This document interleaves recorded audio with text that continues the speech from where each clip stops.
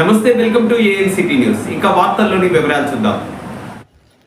సీతారాం ఏచూరి సంతాప సభలను భద్రాద్రి కొత్తగూడెం జిల్లా ఇల్లెందు 19వ నెంబర్ బస్తీ వినోబా భావే కాలనీ దేవులపల్లి యాకయ్య విజ్ఞాన కేంద్రం వద్ద సిపిఎం పార్టీ ఆధ్వర్యంలో నిర్వహించారు.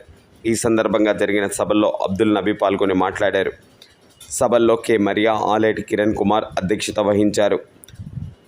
కార్యక్రమంలో తాళ్ళూరి కృష్ణ, మన్యం మోహన్ రావు, ఆలేటి సంధ్య, మునిగింటి లక్ష్మి, కడారి వెంకటమ్మ, నారగంటి రాజా మొగిలి, దేవులపల్లి సోమలక్ష్మి, యాకమ్మ, సుక్క రామచందర్, దేవులపల్లి సునీత, పి లక్ష్మి, సుజాత, నాగమణి, ఎల్కపల్లి లక్ష్మి, శ్రీనివాస్, యాదమ్మ తదితరులు పాల్గొన్నారు. చట్టాల్ని ఆనాడు తీసుకొచ్చినటువంటి పరిస్థితి, మనం ప్రధానమంత్రిగా ఆయనకు పోస్ట్ ఇచ్చినందుకు పేద బడుగు బలహీన వర్గాలకు ఆనాడు సుందరయ్య కోరుకున్నటువంటి పని, అడిగిన ప్రతి ఒక్కరికి పని కావాలనేటువంటి పరిస్థితి ఆనాడు ఏదైతే చెప్పాడో సుందరయ్య గారు, దానికోసం ఆనాడు యూపీఏ గవర్నమెంట్లో ఉపాధి హామీ చట్టాన్ని తీసుకొచ్చినటువంటి పరిస్థితి ఉంది. ఆనాడు సిపిఐ సిపిఎం కూడా మద్దతు ఉంది కదా, కాబట్టి సిపిఐ పార్టీ వాళ్ళు హోంమంత్రిగా వాళ్ళు తీసుకున్నారు. మంత్రి పదవి సిపిఎం తీసుకోలే, మాకు అక్కర్లేదు అని చెప్పేసి సిపిఎం ఆగినటువంటి పరిస్థితి ఉంది. అంతేకాకుండా మొన్న ఈ నరేంద్ర మోడీ ప్రభుత్వం వచ్చిన తర్వాత ప్రతిపక్షమే లేదు. నరేంద్ర మోడీ ప్రభుత్వం వచ్చిన తర్వాత ఈరోజు కాంగ్రెస్ పార్టీ ప్రతిపక్షంలో ఇవ్వాలంటే ఇండియా కూటమి ఏర్పడ్డ తర్వాత ఉంది. ఆ ఇండియా కూటమి ఏర్పాటులో కూడా కామ్రేడ్ సీతారాం యేచూరి గారి పాత్ర వినలేనిది.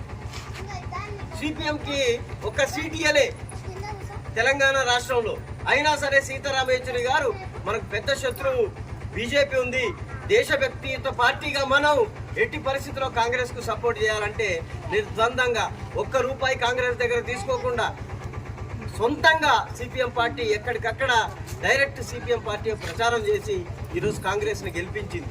అట్లా గెలిపించడం వల్ల ఈరోజు కాంగ్రెస్ ప్రతిపక్ష పాత్రలో కూర్చున్నది. 10 ఏళ్ల తర్వాత కాంగ్రెస్ ప్రతిపక్ష పాత్ర లభించింది కాంగ్రెస్. ఆనాడు ఆ కాంగ్రెస్కు ప్రతిపక్ష పరిస్థితులు లేవు, ఆ హోదా లేదు. కాబట్టి సీతారాం యేచూరి గారు పార్లమెంట్లో ఉంటే మంచిది. కాబట్టి సీతారాం యేచూరి గారికి మల్లికార్జున ఖర్గే గారి రిటైర్మెంట్ అయితే ఎంపీ రాజ్యసభలో, ఆ ఎంపీ రాజ్యసభ సీతారాం యేచూరి గారికి ఇస్తానని కాంగ్రెస్ పార్టీ కబురు పెట్టింది. ఆనాడు సిపిఎం పార్టీ అఖిల భారత కార్యదర్శిగా ఉన్నటువంటి సీతారాం యేచూరి గారు, సీతారాం యేచూరికి మేము రాజ్యసభ సభ్యత్వం ఇస్తామంటే తీసుకోము, సిపిఎంకి ఇస్తామంటే సిపిఎం పార్టీ ఆలోచించి సిపిఎం పార్టీలో ఎవరు రాజ్యసభలో ఉండాలా అనేటువంటిది ఆలోచించిన తర్వాత వాళ్ళను మాత్రమే రాజ్యసభ సభ్యత్వానికి ఇస్తాం తప్ప సీతారాం యేచూరికి రాజ్యసభ సభ్యుడిని పెట్టండి అని అంటే మేము పెట్టాము అని చెప్పేసాం. ఆయనే డైరెక్ట్ అన్నాడు. అన్న తర్వాత మళ్ళీ అఖిల భారత కమిటీలో పొలిట్ బ్యూరోలో కూర్చొని కూడా చర్చిస్తే ఇట్లాంటి షరతులు పెడితే మనకు అక్కర్లేదు, అవసరమైతే మన పార్టీలో అంతర్గతంగా మనం చర్చిస్తాం, సీతారాం యేచూరి గారే ఉండాలని భావిస్తే పార్టీ యేచూరి గారిని పంపిస్తాం తప్ప కాంగ్రెస్ పార్టీ వాళ్ళను పెట్టు వీళ్ళని పెట్టు వీళ్ళకి ఇస్తే మేము ఇస్తామంటే ఎట్టి పరిస్థితుల్లో మనం అంగీకరించడానికి అవసరం లేదు.